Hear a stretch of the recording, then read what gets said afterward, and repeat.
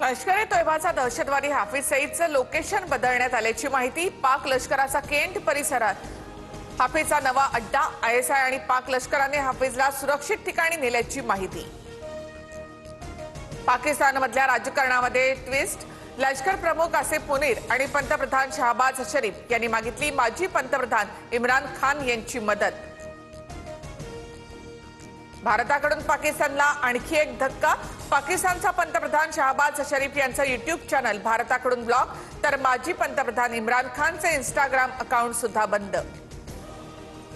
भारतीय हल्ल्याच्या भीतीने पीओके मधले मदरसे बंद। हॉटेल गेस्ट हाऊसचा ताबा पाकिस्तानी सैन्याकडे। पीओके मधून पाकिस्ताननं पोहोचलेल्या अतिरेक्यांची एकच पळापळ सुरू। भारताकडून पाकिस्तानी नागरिकांना परत पाठवण्याची प्रक्रिया सुरू। अटारी बॉर्डरचे दरवाजे उघडले, मात्र भारतीय पासपोर्ट असलेल्या नागरिकांना पाकिस्तानकडून प्रवेश बंदी। काही पाकिस्तानी नागरिक 2 दिवसांपासून अटारी बॉर्डरवर अडकले। पाककडून आपल्याच नागरिकांना नो एंट्री। आई पाकिस्तानी पण लेकराचं नागरिकत्व भारतीय असल्यामुळे पाकिस्तानी सरकारकडून परत येण्यासाठी चिमुकल्याला परवानगी नाकारली।